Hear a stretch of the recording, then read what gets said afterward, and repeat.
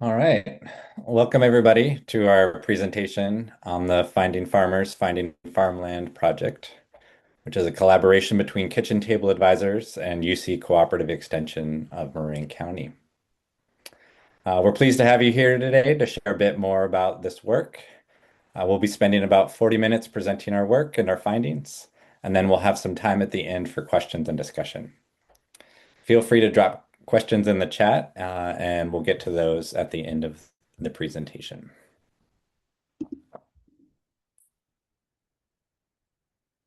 While we are all here today in our professional capacities as technical assistance providers, all three of us bring our own personal experiences in specialty crop agriculture. So I thought when we were doing introductions, we could each share a bit about our background, both as a professional roles and our farming experience, before we dive into the work. I really do think that this additional level of sort of personal experience as farmers and lessees really helps to make this a rich collaboration. Starting with myself, I'm David Vigil, the Regional Program Coordinator with Kitchen Table Advisors. Kitchen Table Advisors works with under-resourced farmers and ranchers in Northern and Central California to fuel their long-term success. Our two programs are one-to-one business advising and our ecosystem building work, of which this project is a part of. I have about 15 years of experience in specialty crop agriculture, primarily growing for farmers markets in New York City, and then currently focusing on contract seed production at my farm in Yolo County. And I'll pass it on to Vince. Hi, everybody. My name is Vince Trotter, and I am the Sustainable Ag Coordinator for UC Cooperative Extension in Marin County, and I also serve as our agricultural ombuds. With UC Cooperative Extension, I help farmers and ranchers in Marin to start new enterprises, find new sales channels, implement new practices, really anything that extends the viability of their operation into the future. And then as agricultural ombuds, I provide an extra layer of assistance as someone who farmers and ranchers can talk to with questions about rules and regulations and licenses and permits. As a university employee, I don't make rules and I don't enforce rules. So it's a real safe place for folks to ask all the questions they have and know that they can make an educated decision for themselves. But as David said, he and I and Scott, we each come to the project that we're talking about today with a variety of experiences. And so, in addition to my work for Cooperative Extension, I also own and operate a specialty crop farm in Sonoma County, actually. My wife and I have run that operation for the last 10 years, and we lease from an agricultural landowner. So this project and the learnings that have come along the way definitely overlap with my own experiences as a farmer, and hopefully, those have helped to make this guide even better. So that's me in a nutshell, and I'll hand it over to Scott to introduce himself. Hi, everybody. My name is Scott Cheng Fleeman. I'm a sustainable agriculture consultant that was hired on specifically for this Measure A project to work with KTA and UC Cooperative Extension. Outside of my role as a consultant on this project, I am also the administrative and finance director at the UC Berkeley Food Institute, which is an interdisciplinary education, policy, and research institute located at UC Berkeley.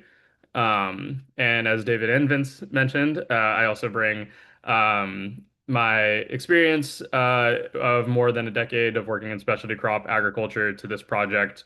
I'm the former owner operator of a vegetable farm in Marin and Sonoma County, where I leased land from two different active working ranches to grow vegetables for sale in the broader Bay Area. Um, yeah, very excited to be able to be a part of this team and bring some of that experience as a grower in Marin County to hopefully help unlock new lease acreage for future growers in the county as well.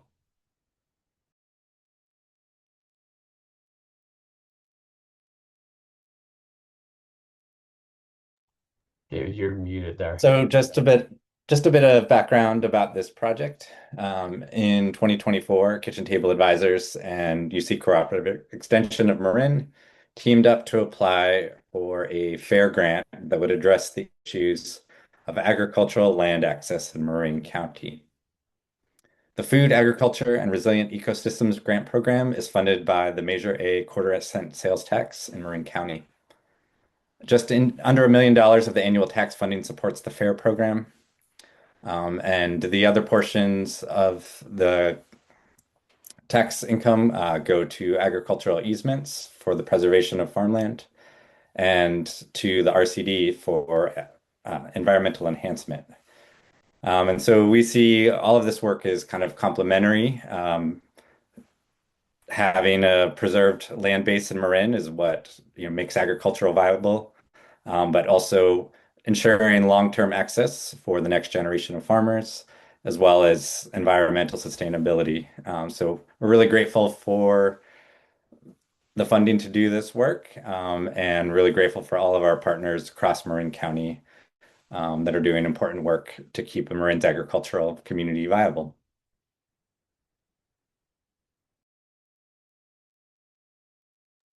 So we wanted to start today's conversation with just a little bit of historical context on specialty crop growing in Marin County.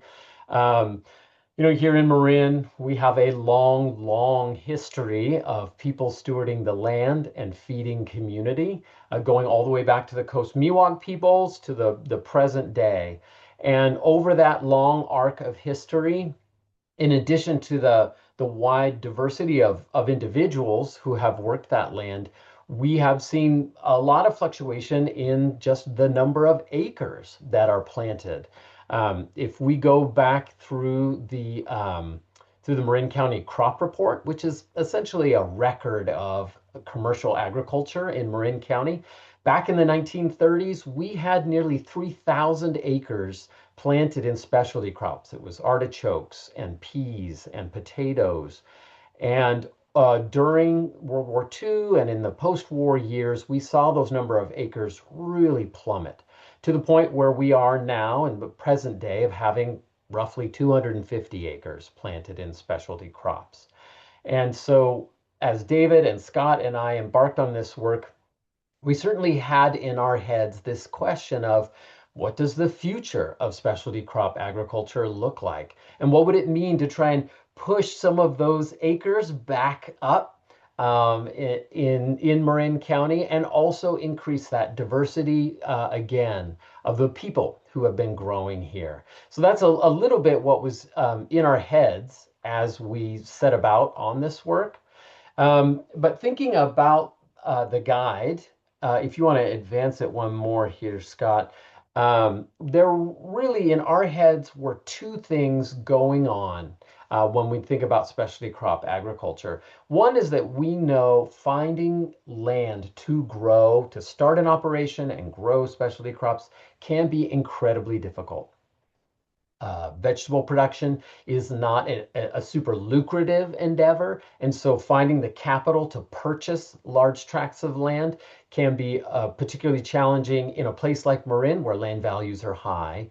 And you know what? Finding land to lease is its own challenge that has to do with networks of people, and finding the right match can be tricky. And so we know, on one hand, that it can be very difficult to find a place to grow specialty crops. In the other hand, at the same time that we know that to be true, I have heard many ranchers in Marin County who are looking out at their land and saying, we have a long history of ag here. We want to keep this land productive. We hear about specialty crop growers. What about that land over there? Would that be any good for a specialty crop grower? I get that question pretty regularly. Could somebody make a go of it right over there, growing vegetables? And so we have two things happening at once. We have potentially a really difficult endeavor in finding land to grow specialty crops, but we also have some landowners who are actively contemplating, is my land the right place to grow specialty crops. And it was with those two things in mind that we set about doing this work. What we ultimately arrived at is putting together a guide and checklist that was intended to help those ranchers who are asking, could somebody lease this land and grow vegetables? We wanted to create a tool that would help them to answer the question for themselves. And so this guide is designed to help agricultural landowners assess their land as to whether or not it's a feasible place to lease for specialty crop production. And in the course of it, we wanted to give some examples of places where that's been successful, where agricultural landowners are finding good luck working with specialty crop growers to create a really productive relationship. And since oftentimes folks who have been working with livestock or other forms of agriculture may not be as familiar with the systems that are important in specialty crop production, we wanted to incorporate in this guide language for a common vocabulary so that landowners and prospective tenants can kind of speak the same language when they sit down together. Of course, the overarching interest through all of this is to unlock new acreage, right? To help facilitate the discovery of lands where specialty crop production can thrive. And we can start to see that chart that I showed you maybe inch up a little bit and see greater diversity on the landscape, greater diversity of producers. So that was kind of our intention in going about this work. We took three very explicit steps in getting there. The first one was to conduct a series of interviews with specialty crop growers around the North Bay area.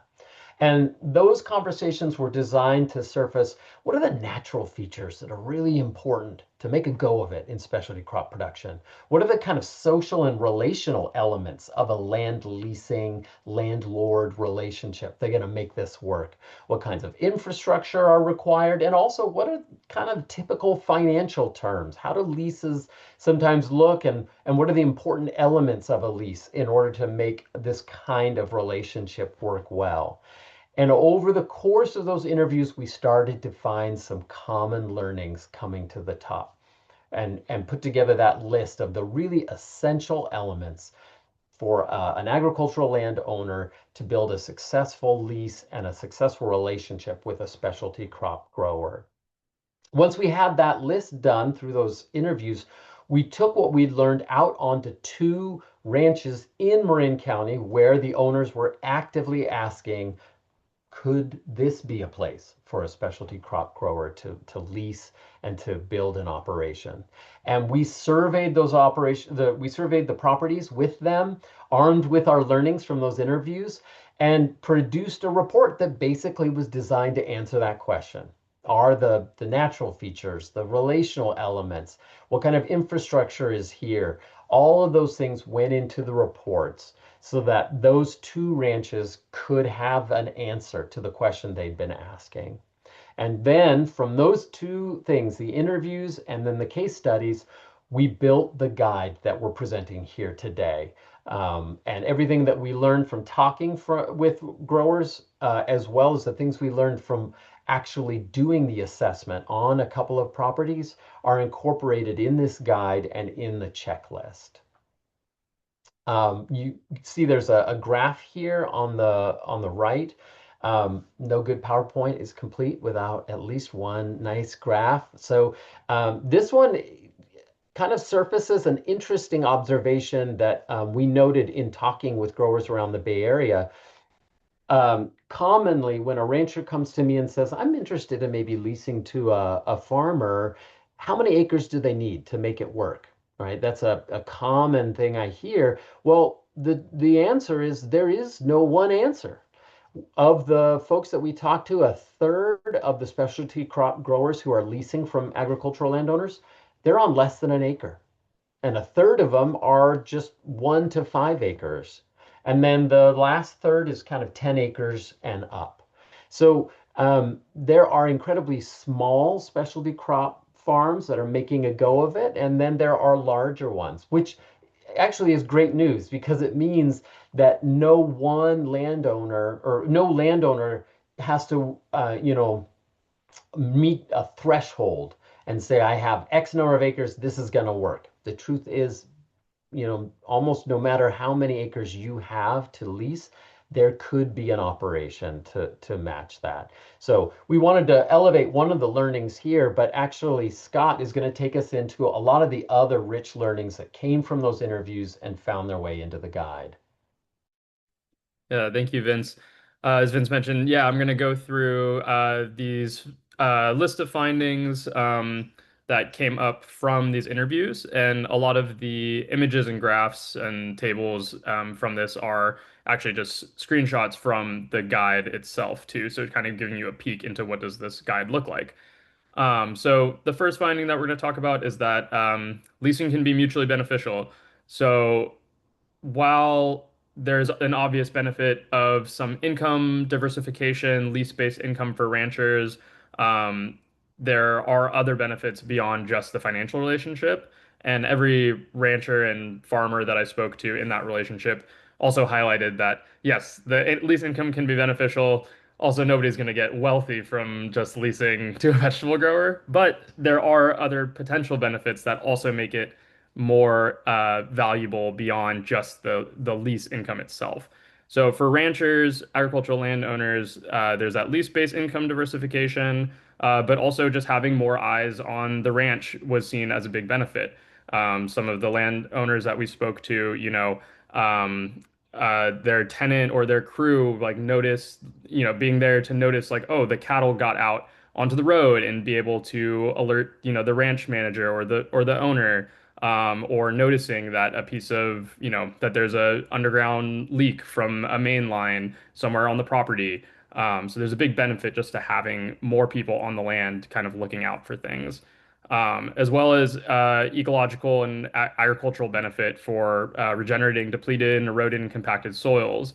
For a lot of specialty crop growers that are either, that are gonna need to mitigate some compaction from overgrazing, or depleted soils, there is a benefit, perceived benefit from the value of soil building to the landowners. Um, there's also opportunity for co-marketing and agritourism.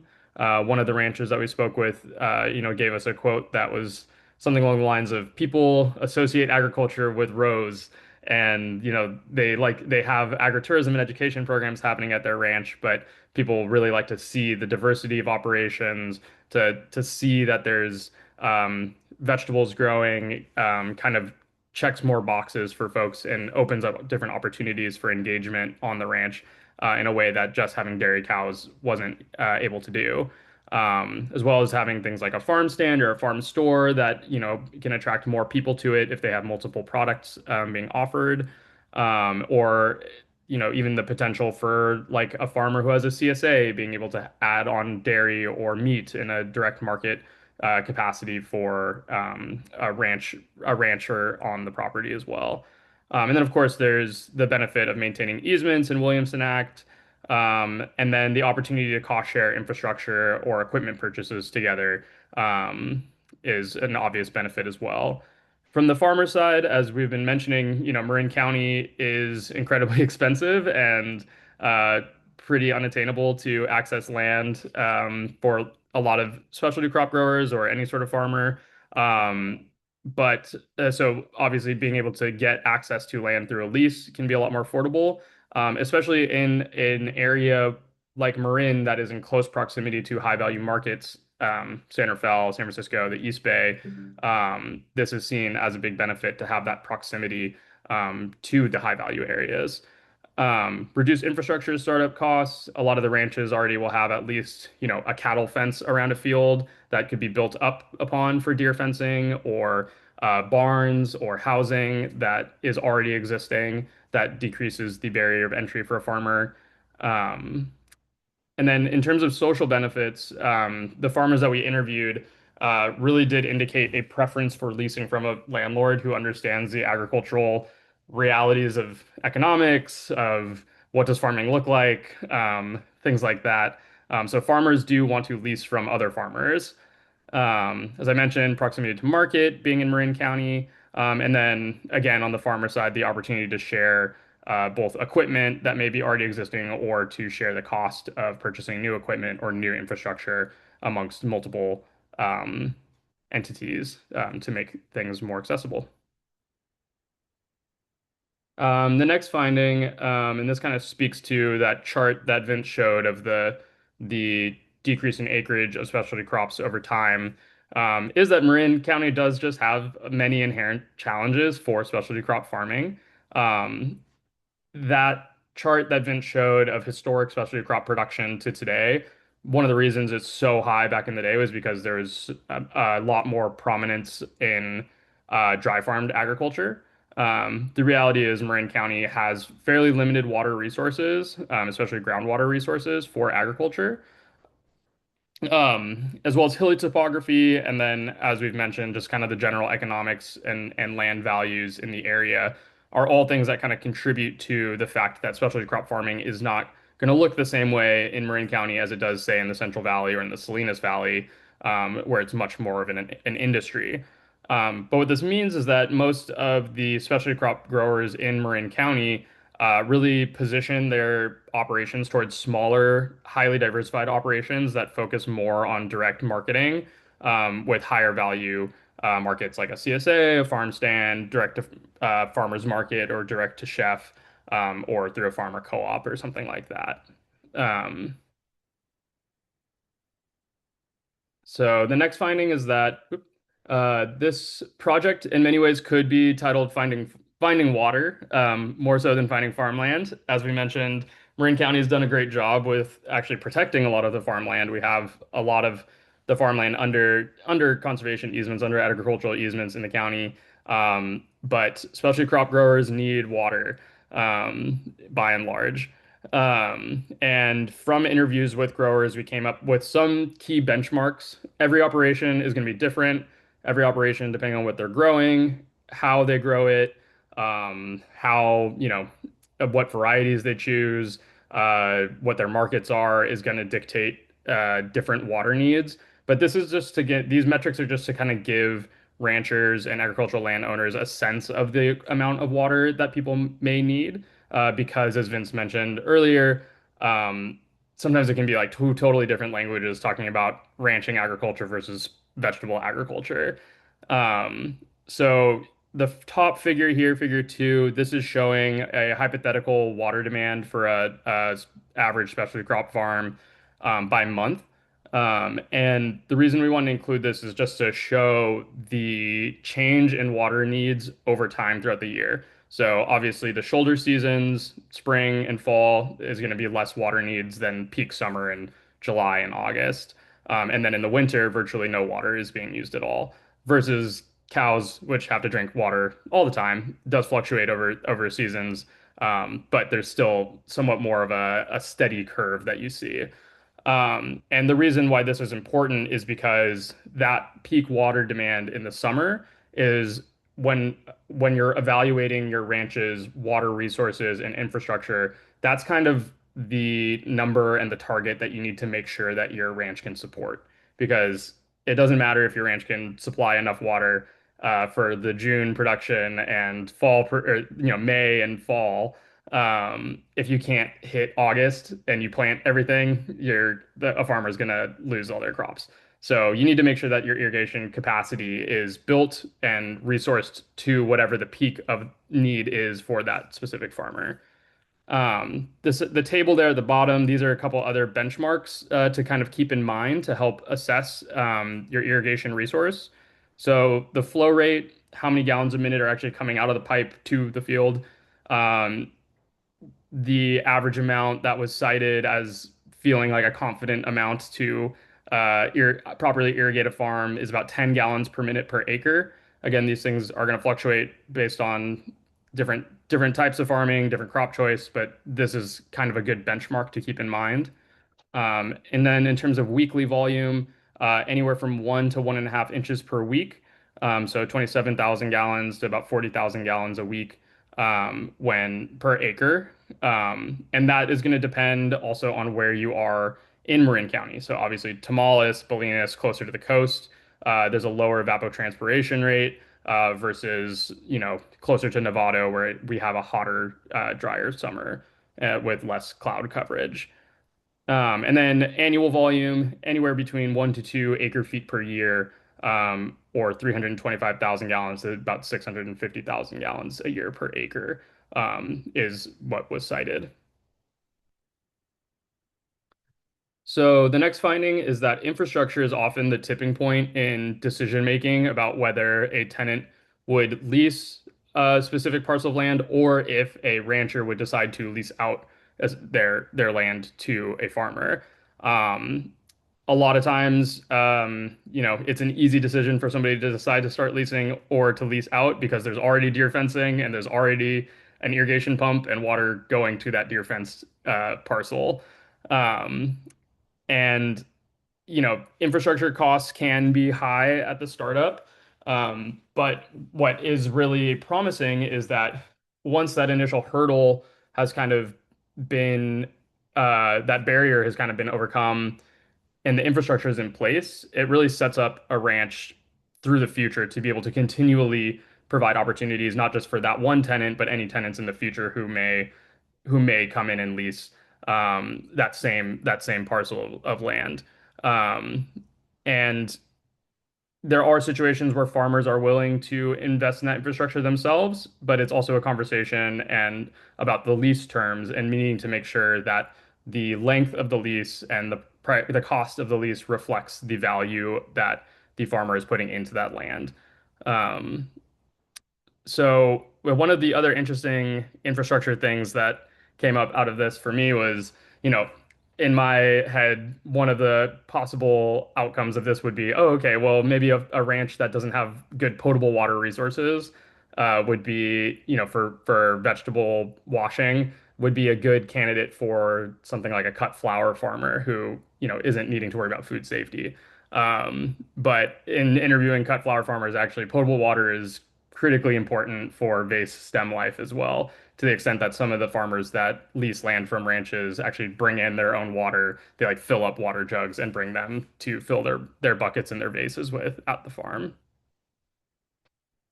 Um, yeah, that's all I need to say on that. So the next finding is that there are social and cultural factors as well that play into making a lease decision.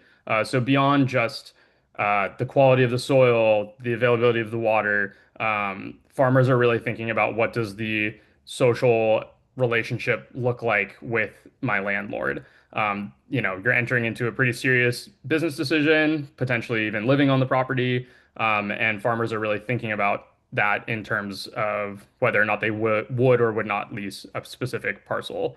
As I mentioned earlier, so this graph here, this is indicating the count of times that in an interview somebody mentioned one of these things as being an important social consideration when they were deciding whether or not they would lease a parcel. And the most listed social aspect was that the landlord understands the economic realities of agriculture. Again, indicating towards wanting a landlord that understands at least some base level of how farming works, and that, you know, it's hard, and that they feel like their landlord is also not just invested in them in terms of a business, relationship, but is invested in them because they want to support agriculture in happening in the county. Um, and for BIPOC and queer farmers as well, this was something that was mentioned frequently in whether or not they would decide to lease a parcel, was whether or not the landlord was outwardly welcoming of them and their community and encouraging, of having social and community events and cultural gatherings out at the lease, was pretty critical in people feeling comfortable enough to lease from somebody.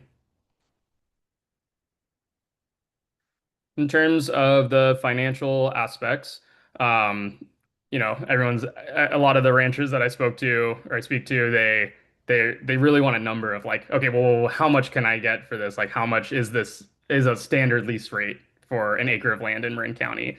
And the reality is there is absolutely no standard lease rate. Respondents that I interviewed indicated leases anywhere from $0 a year per acre in exchange for some sort of like a agritourism um, cost revenue share, up to $4,000 an acre a year for a farmer that was leasing a small acreage, about a half an acre, with a high traffic farm stand on a busy road in town. Included as well, having a maintenance person on the property there to help with fixing fences and fixing leaky pipes and fixing equipment when things would break. So the size of the lease, the amount and quality of the infrastructure, the amount of water available, the potential to have housing, all of these are things that would impact a lease rate. And the big moral of this is that it's important that when you're ready to enter this conversation with somebody, that you sit down and you work with a technical assistance provider, somebody like California FarmLink, to really make sure you're going through and thinking about all of these different aspects that play into the value of a lease and set up lease terms that feel fair and feel clear to both parties, so that the conflict and things don't come up down the line just because you decided to enter like a handshake agreement or something like that.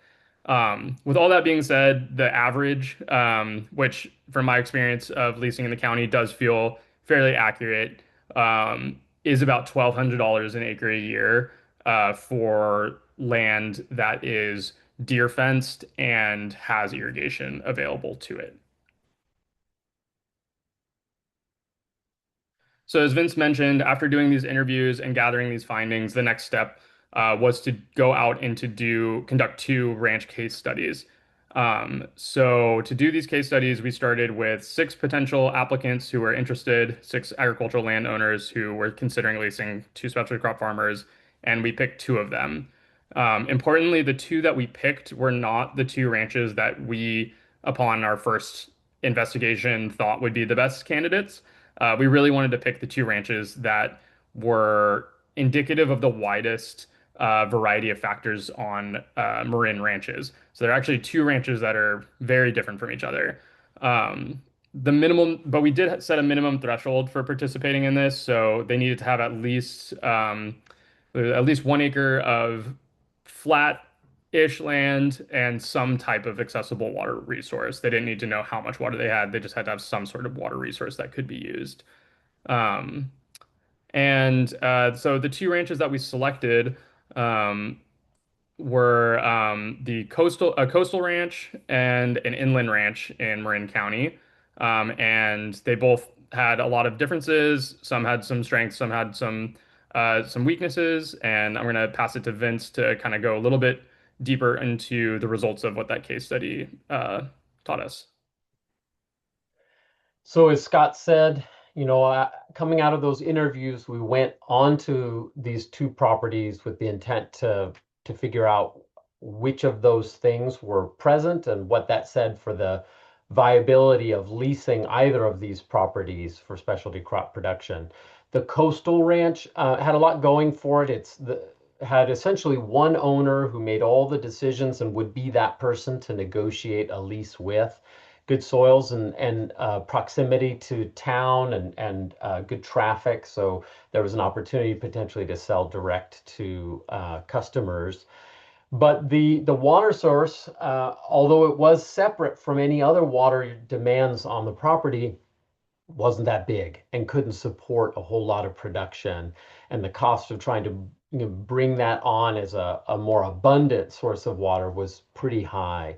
So in the end, what the kind of finding was that this property would be best suited for dry farm production. And the interest out there for a piece of ground that has only that as the opportunity is perhaps lower than an irrigated parcel. And so from a viability standpoint, kind of a lower opportunity there. By comparison, the inland ranch had lots of water from multiple sources, both for irrigation and abundant potable water. There was quite a bit of acreage where the first property had about 2 acres of farmable ground. This one had over 10. and lots of existing infrastructure like barns and that sort of thing to capitalize on. The ownership structure, just as Scott said, kind of the other end of the spectrum, right? From the first property with one decision maker, this one was owned by lots of family members, all of whom would be part of any decision to lease and the terms of that lease. So a more complicated scenario. Also, a need for some investment in infrastructure like fencing. So um, pros and cons, no property is going to have everything. The key was to put all those in front of the owners and say, here's what we think is the best model, or here's what we think is the most viable approach to leasing this to a specialty crop grower. And in this case, Scott was able to lay out kind of multiple possibilities for using the acreage that was there and the different water sources that could feed it. Those case studies, and in particular what we learned from them, got combined and consolidated into this master document that we're talking about, which is the guide evaluating your land for leasing to a specialty crop farmer. And the guide it's 20 pages long. It has some of that background on Marin County agriculture in it. It has all those findings that Scott walked us through in terms of what are the benefits to both landowners and tenant farmers. And also some of the critical features that need to be in place, including thresholds like how much water or how many acres, that kind of thing. It's all there in the guide, as well as a checklist that basically allows a landowner to work their way through point by point, assessing their own property to determine whether or not their place is a viable spot for leasing to a vegetable crop grower. It also has additional tools and resources at the back. So if folks need help in evaluating the soil tests that they've done, or if they need extra assistance in assessing the capacity of their well or their pond, there's lots of great things there at the back of the guide. And then the last thing that's in there are some successful examples of places where this is already being done. Um, we're encouraging folks to get their hands on these guides. Both the Kitchen Table Advisors website as well as UC Cooperative Extension's website have that guide and checklist available, along with the two case studies that we did, the Inland Ranch and the Coastal Ranch.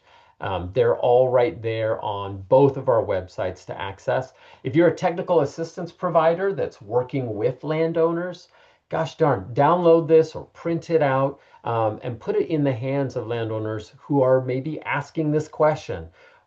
Is this a spot for vegetable production? And if you're one of those TA providers, we're encouraging folks to give the landowners themselves a chance to read through the guide and then come back to them. Check for clarity. Does it all make sense? And maybe even help them make a plan for how they're going to work their way through that checklist. Maybe set some targets. We want to have this thing done within the next 2 months. That kind of thing. Follow up and hear how it's going, and if necessary, refer them to some of the resources that are there in the back of the guide. If you're a landowner yourself, it's all right there, including some folks that you can call on to get some help as you work your way through the guide. Regardless of whether you are a TA provider working with landowners or you yourself are a landowner using the guide, we're asking folks to please let us know how it goes. We want to know how useful the guide is, where maybe you get stuck, or what helps you get unstuck so that we can make sure that this thing is really useful and serving folks' needs.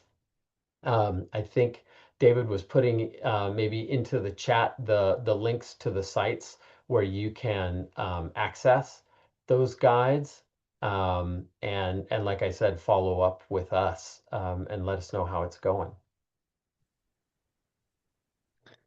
All right. Thank you, Vince. And so we are now in the outreach and education phase of this project since we've created the resource. So we've been presenting this work to technical assistance providers throughout the North Bay, as well as partner organizations and the community of landholders and land seekers that might be interested in this work. So as Vince said, yeah, we encourage you to share these resources far and wide with both colleagues and community members that might find them beneficial. And while this was developed with the Marin context in mind, the principles are applicable across many counties in the state that share similar land use patterns. With a little bit of savings in our budget, we were able to do a self-assessment pilot with 2 additional ranches from the original group of applicants.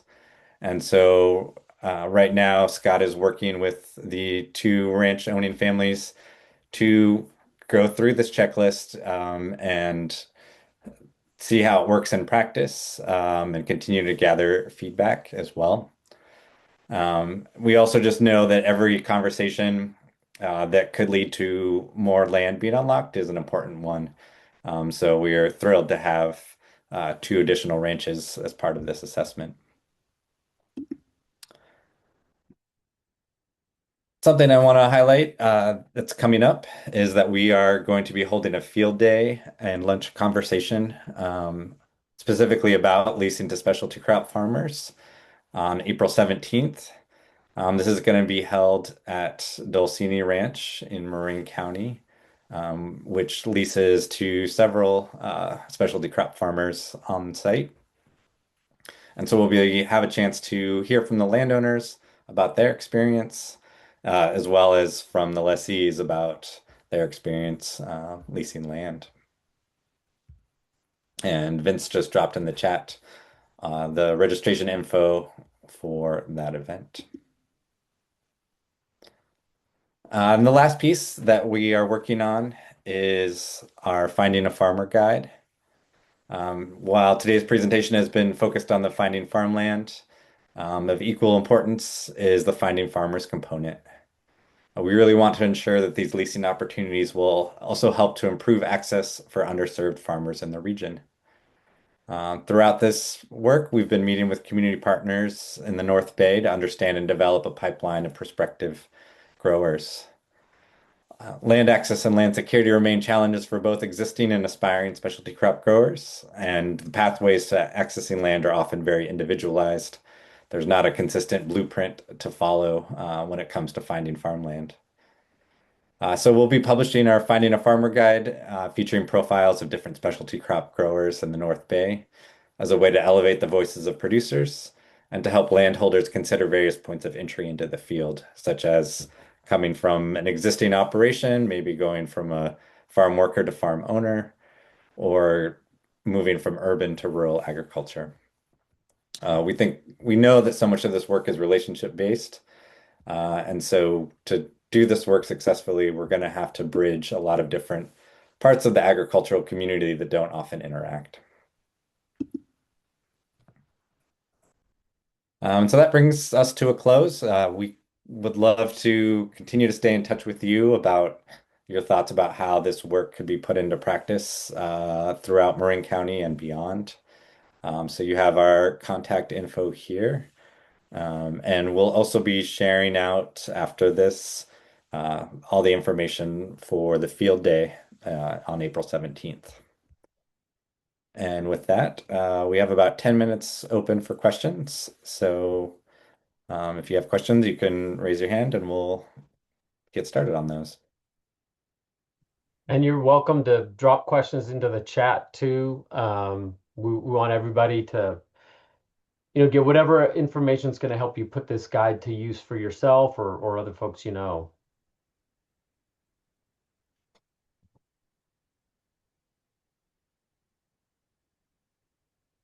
I just real quick, yeah, just wanted to also say my gratitude for the 3 of you contributing to this with all your different experience. And it makes me think about opportunities in the future to think about how we can potentially help secure land, that potentially, is high quality farmland, but also, potentially with housing. And I know it's a big dream, but with organizations like Clam and Malt and others and guides like this, if there's opportunities, I do see land come up for sale, that's really great farmland, and And then, I also don't have quite the understanding of how many farmers are out there looking for land.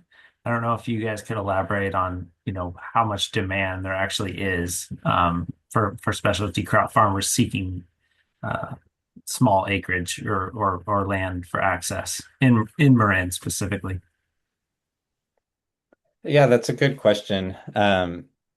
We don't have a sort of a firm kind of number. Hasn't been a census of land seekers. Just looking at Kitchen Table Advisors clients from our business advising program, um, fully more than half have experienced some land instability as part of their farming career. And so I think just that alone tells us that, having secure long-term leases is something that is a struggle for folks that are already in agriculture. And I think another component, which we've been seeing in this work, is some really exciting land access projects that have really focused on bridging more opportunities for the Latino communities in the North Bay. So, two projects I want to highlight are Sembrando Vida, which leases some land from Blue Marble Acres on the Point Reyes Petaluma Road. And yeah, they're a group of folks that work in different ag businesses in Marin, and they're taking sort of time at the end of their week or on the weekends to start growing their own culturally important produce. And then another project that we've been connecting with is Los Jardines del Pueblo in Sonoma. And so Zeke Guzman has been working with as a farm worker organizer for many years and is now developing a training program for folks in the Sonoma agriculture community to start running their own agricultural businesses. So much like the program that Alba runs out of Salinas. So those give us a good indication that I think that there is a growing demand, and that there are a lot of folks that aren't typically represented in marine agriculture that I think would be eager to access land, if those parcels were made available.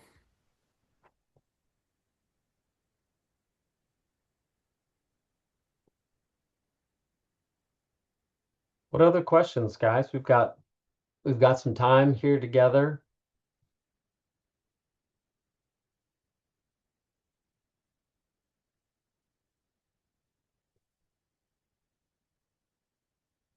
If we have too many long silences, I'm going to have to edit all of this out. So, we got to fill the gaps. I can add a little bit to Jim's question also, which is, with all of the hurdles in the way of getting towards the goal of like seeing a thriving agricultural community. Um, a lot of them are like chicken and egg, right? It's like a lot of people aren't interested in leasing in Marin County because they don't think of it as a place that has land. There isn't land available to lease that's not as accessible as like going to, yeah, it's like the Central Valley or something, where it's a little bit more abundant. So, and yet there still is that interest to be in really close proximity for small, diversified direct markets to be so close to San Francisco, to the farmers markets that we have in the Bay Area to feed Sonoma, to be in that like, yeah, cooperative network. Um, so there's a little bit of like, if you build it, they will come hopefully. And just to like provide to ground that into like some real examples too. Like I moved personally to the North Bay because there was a land lease opportunity that came up that had the infrastructure already in place that was very turnkey for me to come into. Similarly, at the Dolcini Ranch, we're going to speak to one of the new farmers there who moved. The Dolcinis put out kind of like a request for proposal when they had their lease come up, and they're having somebody come even from out of state from Oregon is moving specifically to that property because the infrastructure and the conditions that they found enticing to have their operation were present there. Yeah. Yeah, super helpful. Thank you, Scott. I can chime in for a second. Hey, Scott. Um, I am a yeah, I think this is super interesting. I think a huge part of this is like leveraging the relationships that we have as TA providers with ranchers to like start these conversations because like you just said, Scott, like a lot of people don't even think about this as an option. And so how we like start that conversation and what that looks like, I think is just what's kind of swirling in my mind right now. So, yeah. I think it's really helpful too to find out how much water is needed per acre. I think that was very helpful for me to see that, and also to know that infrastructure should be there ahead of time, like having deer fencing would be really helpful to have that already there. So those are actually, I think, as a landowner, knowing what is enticing and what can work and should work for somebody coming in.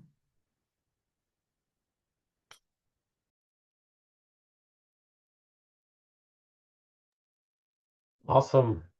Well, thank you guys for the feedback. I think the reflection that there are different ways to sort of push this work forward through relationships with landowners, as well as with neighbors and friends. I think the work of kind of revealing where there are opportunities, where there are acres, is something that will take time, and we're hoping that as this guide circulates, um, for those folks who've thought about it, but never felt like there was an easy way to know whether or not they had something to offer, that this will start to kind of generate some momentum for those folks. So really appreciate everybody being here today. Again, you've got our contact info. I'll drop that in one more time, as well as the links to the pages where you can download these guides, as well as the case studies. I'll drop those in the chat as well. Please reach out to us with questions that you have, and take a look at the guide and checklist. We want to hear how it's working for you. But again, thanks for joining us, and hope to see you soon.